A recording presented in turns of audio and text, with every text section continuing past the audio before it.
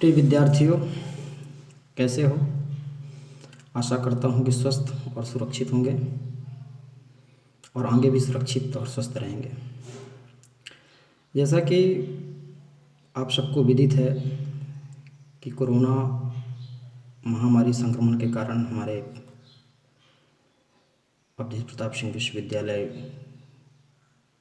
के माननीय कुलपति द्वारा निर्णय लिया गया है कि हम लोगों की क्लास ऑनलाइन होगी और उसी तारतम्य में मैं आज आपके सामने प्रस्तुत हूँ। जैसा कि पिछली कक्षा में निर्माणवादी परिप्रेक्ष्य में अधिगम के तारतम्य में आपने बहुसंज्ञान पढ़ा था और बहुसंज्ञान अवधारणात्मक परिवर्तन के रूप में क्या होता है ये आपने पढ़ा था। आज हम बात करेंगे अवधारणात्मक परिवर्तन की विशेषताओं की। तो अवधारणात्मक परिवर्तन की प्रक्रिया संबंधी परिभाषा एवं विचारों को विश्लेषित करते हुए, परिभाषित करते हुए बहुत सारी विशेषताएं निकलकर सामने आती हैं, दृष्टिगोचर होती हैं, जिनको हम एक बिंदुवार समझने का प्रयास करेंगे। जिसमें से पहला है अवधारणात्मक परिवर्तन निरंतर चलने वाली प्रक्रिया के रूप में। अवधारणात्मक परिवर्तन निरंतर चलने वाली प्रक्रिया के रूप में आप लोग लिख लिए होंगे। तो अवधारणात्मक परिवर्तन की जो प्रक्रिया होती है, अवधारणा तो आप लोग पढ़ ही चुके हैं। अवधारणा क्या है? तो जो हमारी अवधारणा होती है, एक पूर्व में अवधारणा बन जाती है, फिर वही अवधारणा हमारी आने वाली परिस्थितियों में जिस प्रकार की परिस्थिति आती है उस प्रकार की हमारी अवधारणाएं परिवर्तित होती रहती हैं और एक निश्चित अवधारणा का रूप ले लेती हैं। तो ये अनवरत चलने वाली प्रक्रिया है। जैसे जैसे छात्र की आयु बढ़ती है, मानसिक परिपक्वता में वृद्धि होती है, वो विविध प्रकार की नवीन अवधारणाओं को विकसित करता जाता है। इस प्रकार अवधारणाओं में होने वाला प्रत्येक परिवर्तन किसी निश्चित समय सीमा की ओर संकेत नहीं करता। सामाजिक, सांस्कृतिक एवं शैक्षिक क्षेत्र की गतिविधियों के आधार पर हमारी अवधारणाओं में निरंतर परिवर्तन का क्रम चलता रहता है। तो मुख्य रूप से कहने का तात्पर्य यह है कि जो भी हमारी अवधारणा है वो आवश्यक नहीं है कि वो हमारी अवधारणा स्थायी हो। हमारी अवधारणा विशेष प्रकार की सामाजिक, सांस्कृतिक, शैक्षिक, राजनीतिक जिस प्रकार की गतिविधि हमारे सामने आती है उस प्रकार की गतिविधि में एक नवीन अनुभव को प्राप्त करते हुए एक नवीन अवधारणा हमारी विकसित होती है। दूसरा पॉइंट है अवधारणात्मक परिवर्तन पूर्व अनुभवों के संशोधन की प्रक्रिया के रूप में। अवधारणात्मक परिवर्तन पूर्व अनुभवों के संशोधन की प्रक्रिया के रूप में। सामान्यतः जो बालक होता है, विद्यार्थी होता है, अपने संज्ञानात्मक विकास की प्रक्रिया में अनेक प्रकार के अनुभवों को ग्रहण करके एक निश्चित अवधारणा को विकसित करता है। अनेक प्रकार की प्रक्रिया वो करता है, अनेक प्रकार के अनुभव प्राप्त करता है, अनुभव ग्रहण करता है और अनुभव के आधार पर वो नई अवधारणा को विकसित करता है। इस अवधारणा को उसको अपने आप में अनेक प्रकार के परिवर्तन करने पड़ते हैं। जैसे उदाहरण के लिए आपको समझना होगा कि एक बालक है, एक बालक ने सबसे पहले घोड़ा देखा। घोड़ा देखने के बाद उसने ऊंट देखा और गधे को देखा। तो दोनों को देखने के बाद बालक एक अवधारणा बनाता है कि जो गधा है वो छोटा घोड़ा है और जो ऊंट है वो बड़ा घोड़ा है। लेकिन ऐसा होता नहीं है। धीरे धीरे जब उसको उसके शिक्षक द्वारा उसके वातावरण में, पारिवारिक वातावरण में, सामाजिक वातावरण में उसको ये बताया जाता है कि वो छोटा गधा है और बड़ा ऊंट है, ये घोड़ा नहीं है। क्योंकि दोनों का मुखाकृति जो होती है घोड़े के समान मिलती जुलती है, इसलिए वो दोनों को, एक को छोटा घोड़ा एक को बड़ा घोड़ा समझता। तो उसकी अवधारणा कैसे बदली? अवधारणात्मक परिवर्तन की मैं यहाँ बात करता हूँ, अनुभव संशोधन की प्रक्रिया के द्वारा बदलती है। तो कैसे बदली उसकी? उसको एक अनुभव प्राप्त हुआ, लोगों ने उसको बताया, शिक्षक ने उसके बताया, उसके घर वालों ने, उसके माता पिता ने उसको बताया, सामाजिक रूप से उसको एक ज्ञान प्राप्त हुआ कि ये गधा है और ये ऊंट है, अतः वो घोड़ा नहीं, वो छोटा घोड़ा और बड़ा घोड़ा नहीं है। इस प्रकार से उसकी अवधारणा छात्र की जो बदली, तो कौन सी अवधारणा बदली? कि वो एक को गधा जानना प्रारंभ किया और दूसरे को ऊंट। तो उसकी अवधारणा में परिवर्तन हो गया।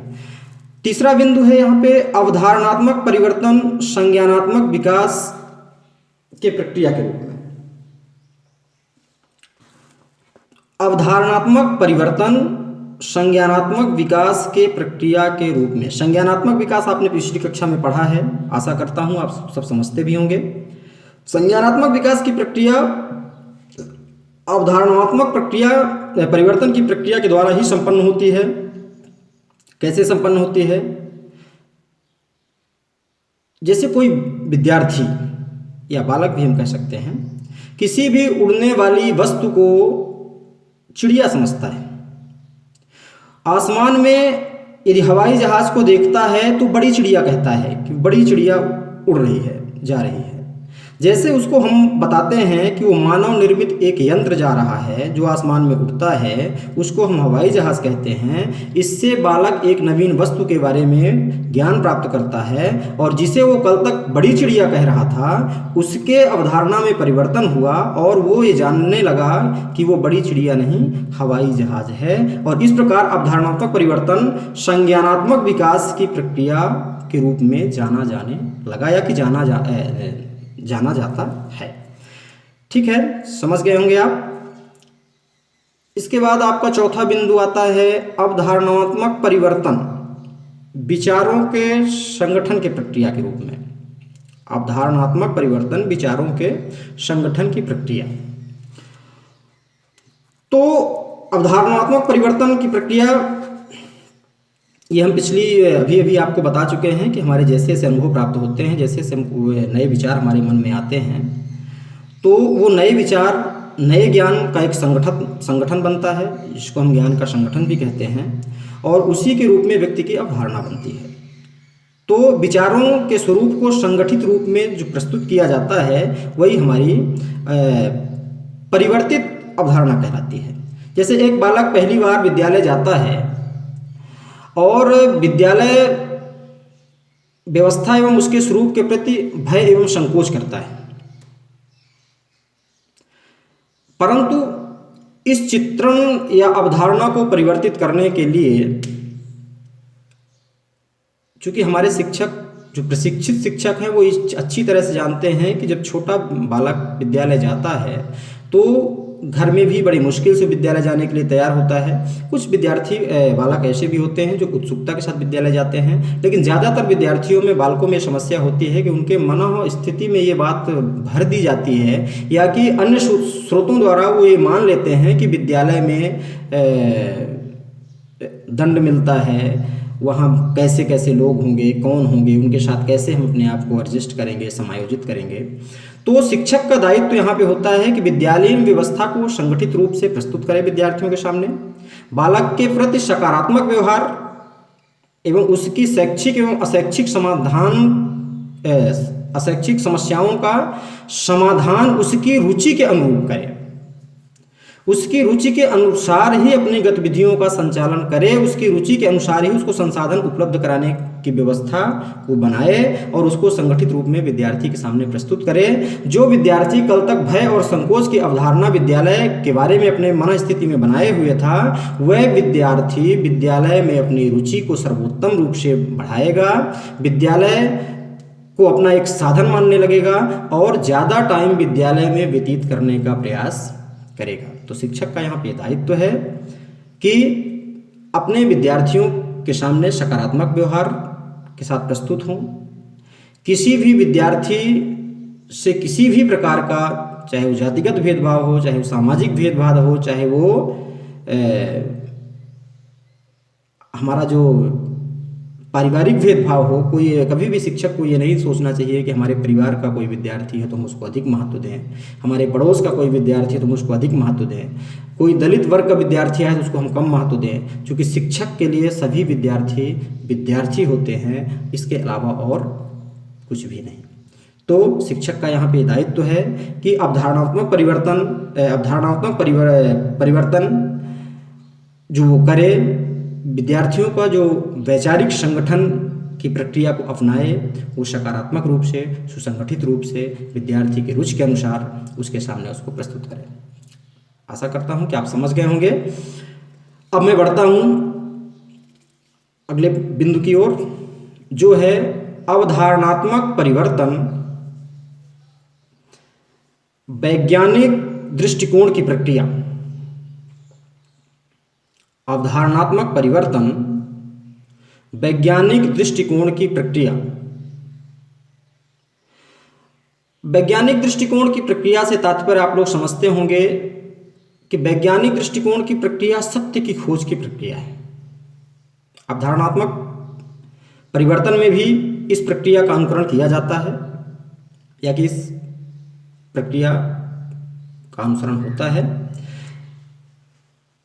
एग्जाम्पल के लिए एक विद्यार्थी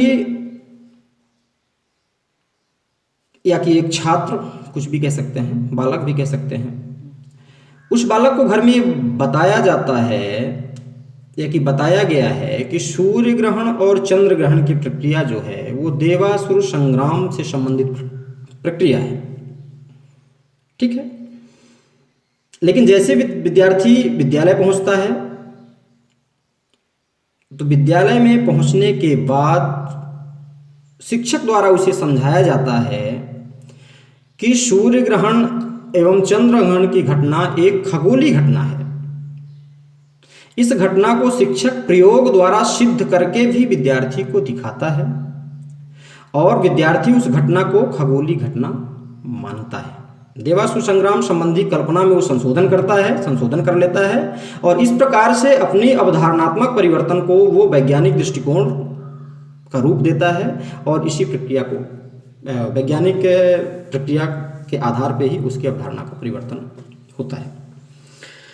अगला बिंदु है उदीयमान विचारों की प्रक्रिया के रूप में। उदीयमान भारतीय समाज में शिक्षक, आपने पढ़ा होगा, उगते हुए, आगे की ओर बढ़ते हुए जो हमारा समाज उदय हो रहा है। सामान्य रूप से छात्र द्वारा किसी तथ्य या घटना का चित्रण किया गया है, वह किसी समय में प्रासंगिक रही, परंतु प्रत्येक समय में प्रासंगिक हो ऐसा संभव नहीं है। समझ में आ रही है बात?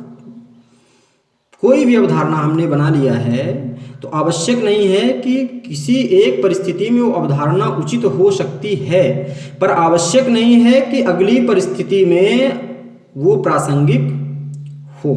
जैसे किसी समय में पाठ्य सहग्रामी क्रियाओं एवं खेल कूद के प्रति अभिभावकों का नकारात्मक दृष्टिकोण था।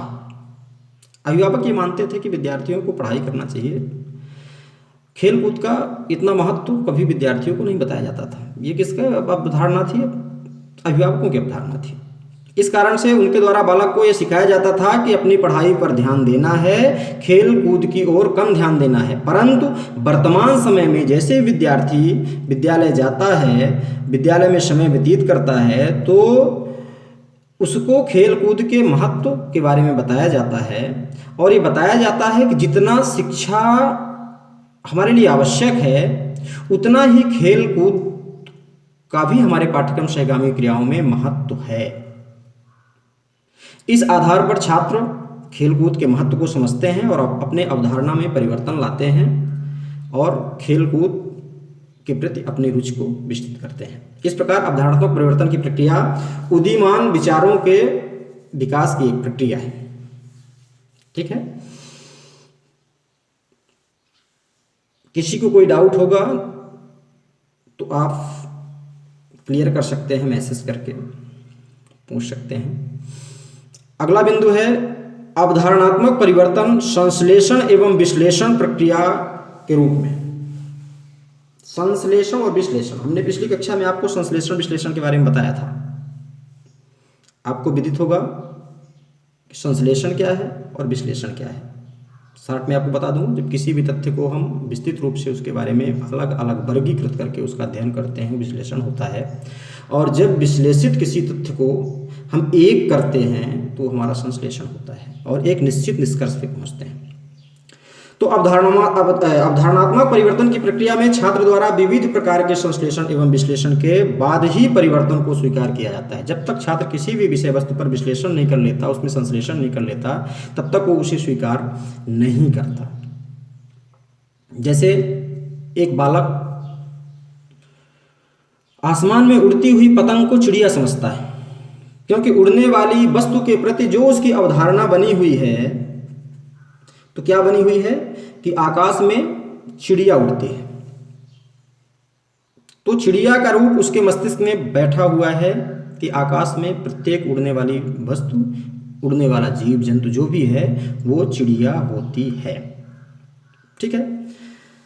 परंतु वह पतंग को चिड़िया संबंधी अवधारणा को परिवर्तित करने के लिए संश्लेषण और विश्लेषण करता है। और कैसे संश्लेषण विश्लेषण करता है उसको बताया जाता है, शिक्षक के द्वारा बताया जाता है, या तो वो स्वयं विचार करता है कि जब पतंग उसके पास वापस लौट के आती है तो देखता है कि पतंग एक निर्जीव वस्तु की तरह आके गिर गई। पतंग सांस नहीं लेती, चिड़िया सांस लेती है, मतलब चिड़िया सजीव है, पतंग निर्जीव है, अतः पतंग चिड़िया नहीं हो सकती। अवधारणात्मक परिवर्तन को संश्लेषण एवं विश्लेषण की प्रक्रिया के रूप में भी जाना जाता है। ठीक है। अगला बिंदु है आपका अवधारणात्मक परिवर्तन एक व्यवहारिक प्रक्रिया के रूप में। जो हमारा अवधारणात्मक परिवर्तन है वो एक व्यवहारिक प्रक्रिया के रूप में है। हम अपने समाज में रहते हैं, विद्यालय में रहते हैं, सामान्यतः जब किसी भी तथ्य एवं वस्तु के बारे में बालक एक अवधारणा विकसित कर लेता है तो उसमें विभिन्न प्रकार के विचार एवं परिवर्तन की प्रक्रिया व्यवहारिक जगत के आधार पर चलती रहती है। बालक जैसे जैसे बड़ा होता है कई प्रकार के उसको अनुभव प्राप्त होते हैं, अनुभवों के द्वारा वो अपने अवधारणा को विकसित करता है। नई नई विषय वस्तु को जैसे देखता है उसको बताया जाता है कि ये वस्तु है तो वो जानता है कि वो ये वस्तु है। बालक प्रथम बार पानी को पानी नहीं जानता, जब हम उसको बताते हैं कि पानी है तो जानता है कि पानी है। बालक तीखा को तीखा नहीं जानता, तीखा नामकरण किसने किया?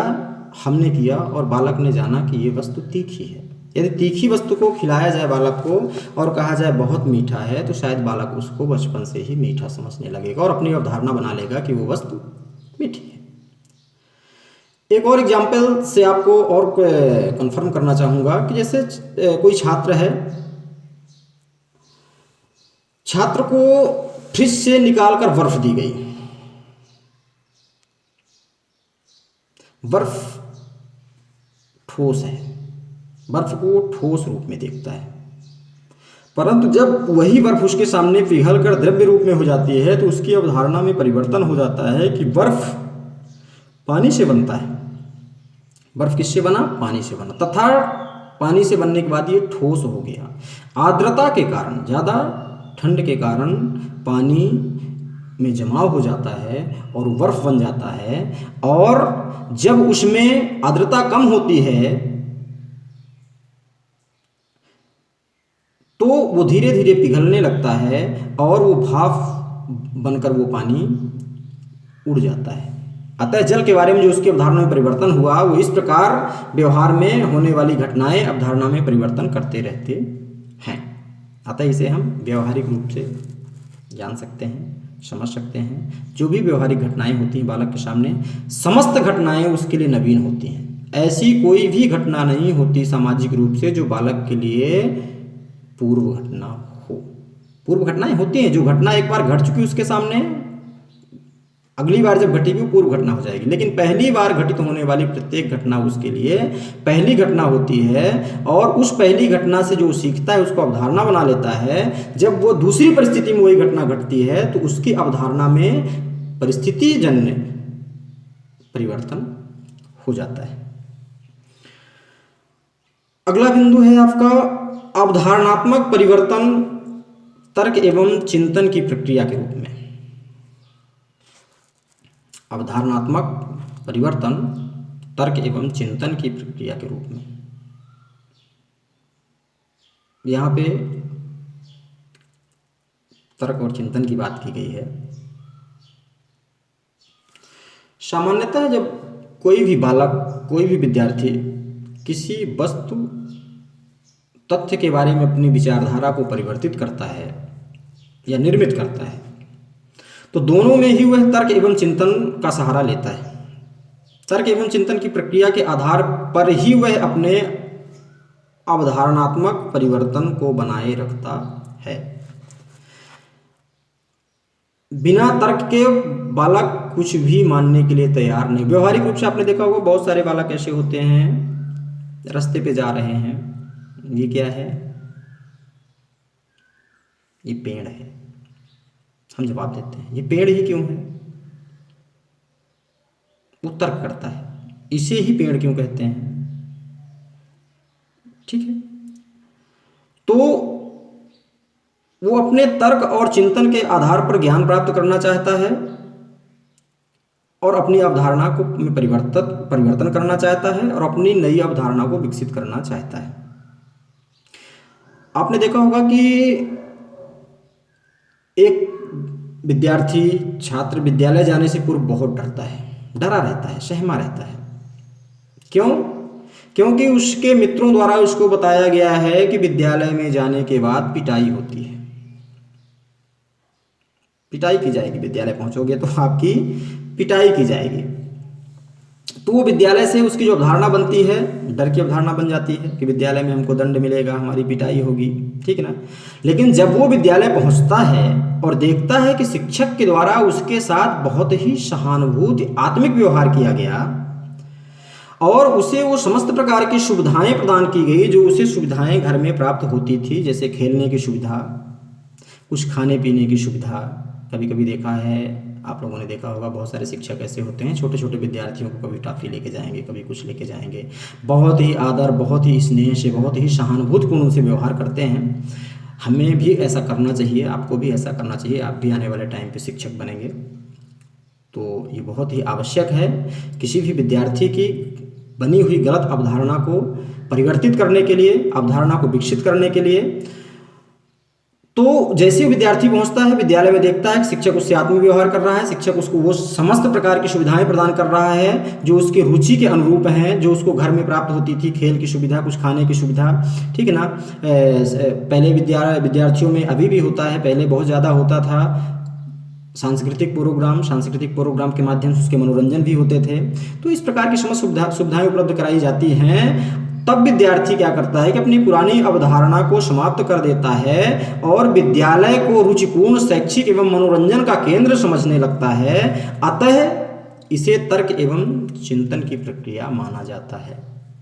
वो स्वयं तर्क करता है, स्वयं चिंतन करता है और एक निश्चित स्थिति पे पहुंचता है, एक निश्चित अवधारणा उसकी बनती है कि जो भी बातें विद्यालय के बारे में हमको बताई जा रही थी वो बातें हमारी सब गलत है, विद्यालय में ऐसा कुछ भी नहीं होता है, और उसका विद्यालय के प्रति इंटरेस्ट, रुचि बढ़ जाती है।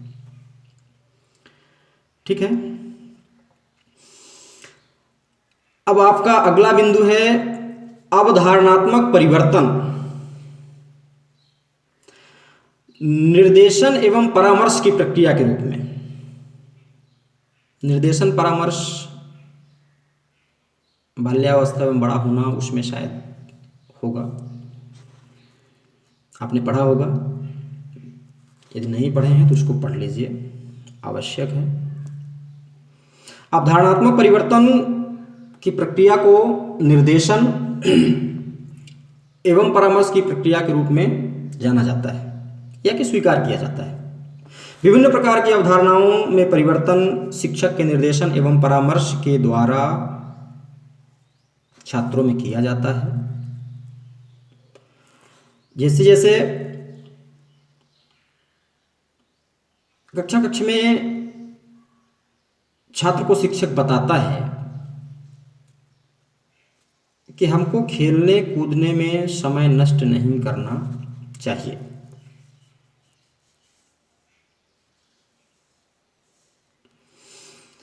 तथा अधिक समय पढ़ने में लगाना चाहिए। यह अवधारणा ये कौन बताता है?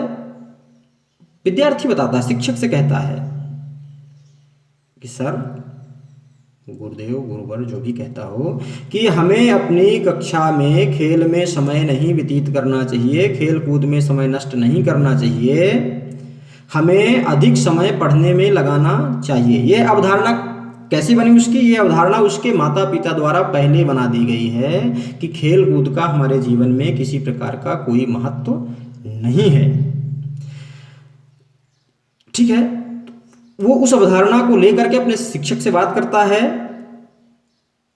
जब शिक्षक उस बात को सुनता है तो उसको एक निर्देशन देता है, परामर्श देता है, और निर्देशन परामर्श की प्रक्रिया से सिद्ध करता है कि उसमें एक अच्छा खिलाड़ी बनने की योग्यता है, तथा शिक्षा की भांति ही खेल भी महत्वपूर्ण है। तो विद्यार्थी की, बालक की खेल के प्रति नकारात्मक भाव के स्थान पर सकारात्मक भाव उत्पन्न हो जाते हैं और विद्यार्थी खेल के प्रति सकारात्मक भाव रखने लगता है। इस प्रकार अवधारणात्मक परिवर्तन निर्देशन एवं परामर्श की प्रक्रिया से प्रभावित होती है। ठीक है,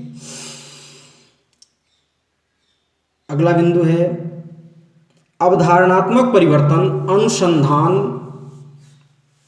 संबंधी प्रक्रिया के रूप में। अवधारणात्मक परिवर्तन अनुसंधान संबंधी प्रक्रिया के रूप में। अनुसंधान, खोज। अवधारणात्मक परिवर्तन की प्रक्रिया में अनुसंधान की व्यापक भूमिका होती है। जैसे एक शिक्षक स्वयं अपने शिक्षण को महत्वपूर्ण मानते हुए व्याख्यान पद्धति में शिक्षण करता है, लेकिन जब अनुसंधान के माध्यम से उसको पता चलता है, परिणाम आता है कि छात्र करके सीखने के प्रक्रिया से अधिक सीखते हैं, तो शिक्षक की अवधारणा में परिवर्तन हो जाता है। क्या परिवर्तन हो जाता है कि व्याख्यान पद्धति को छोड़कर करके सीखने की पद्धति को उपयोग में लाना चाहिए, और वो करके सीखने की विधि का उपयोग करता है तथा छात्रों को अधिक महत्व प्रदान करता है। इस प्रकार विविध प्रकार के अनुसंधान अवधारणात्मक परिवर्तन में सहायक होते हैं, इसलिए अनुसंधान आधारित प्रक्रिया के रूप में इसको जाना जाता है। हमें ये प्रयास करना चाहिए कि अपनी शिक्षा जगत में, अपनी शैक्षिक गतिविधियों में अपने आप में आत्मावलोकन करते रहना चाहिए, ये अनुसंधान करते रहना चाहिए कि जो भी प्रक्रिया में हम संलग्न हैं उस प्रक्रिया में और क्या सुधार किया जा सकता है। हमने जो प्रक्रिया संपादित की वो प्रक्रिया किस स्तर तक सुचारू रूप से संपादित हुई, विद्यार्थियों ने उसको किस स्तर तक ग्राह्य किया, विद्यार्थियों के लिए क्या वह रुचिपूर्ण थी, विद्यार्थियों के लिए क्या वह उपयोगी थी, विद्यार्थी क्या उसका भविष्य में उस अनुभव से लाभ उठा सकते हैं। और यदि ऐसा करने में हम अपने आप को असहज महसूस करते हैं, ऐसा हमको लगता है कि अभी हम अपनी प्रक्रिया को सुचारू रूप से संपन्न नहीं कर पा रहे हैं, तो हमारा ये दायित्व बनता है कि हम विभिन्न प्रकार के अनुसंधान संबंधी प्रक्रिया के माध्यम से अपने आप में सुधार करें, अपनी अवधारणाओं में सुधार करें और अपनी प्रक्रिया में परिवर्तन करें और उस प्रक्रिया को अपनाएं जिस प्रक्रिया से विद्यार्थी सुचारू रूप से उसको सीख सकें, उसको समझ सकें, उसको ग्राह्य कर सकें और आने वाले भविष्य में अपनी समस्याओं के समाधान में उसको उपयोग में ला सकें। यही हमारे शिक्षा का उद्देश्य होना चाहिए। ठीक है, तो अभी हमने जो अध्ययन किया उसका निष्कर्ष जो है, मूलतः जो विवेचन अभी आपके सामने हुआ उससे स्पष्ट होता है कि जो भी हमारी अवधारणात्मक परिवर्तन की प्रक्रिया होती है उसमें विविध प्रकार के नवीन विचार, निर्देशन, परामर्श, अनुसंधान, ठीक है ना, आदि ये हमारी सहायता करते हैं और जिससे अवधारणा का सही रूप में विकास होता है, अवधारणा विकसित होती है। वर्तमान विज्ञान एवं तकनीकी के युग में अवधारणात्मक परिवर्तन की प्रक्रिया तीव्र गति से तथा सर्वोत्तम रूप से संपन्न होती है। ठीक है, समझ में आ गया? किसी को कोई प्रश्न, किसी को कोई शंका समाधान करना हो तो आप प्रश्न कर सकते हैं, पूछ सकते हैं। अब हम आगे बढ़ते हैं। अवधारणात्मक परिवर्तन जो हमारा होता है उस परिवर्तन में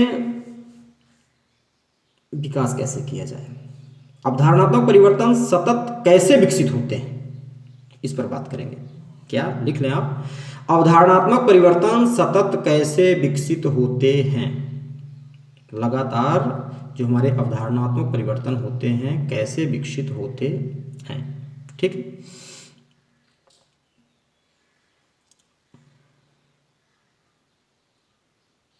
लिख लिया होगा आपने। तो जो हमारे अवधारणात्मक परिवर्तन की प्रक्रिया है ये एक व्यापक प्रक्रिया है। इसमें समय समय पर पुरानी अवधारणाओं के स्थान पर नवीन अवधारणा का समावेश होता है तथा अवधारणाओं में संशोधन भी होता है।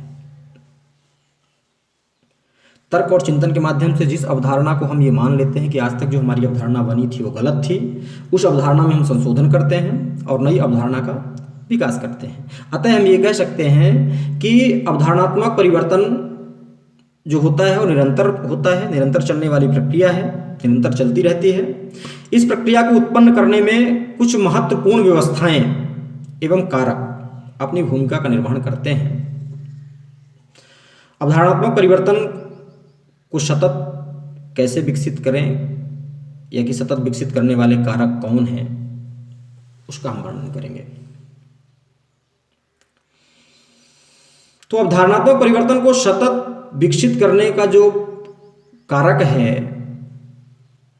उसका प्रथम बिंदु है नवीन अनुभव।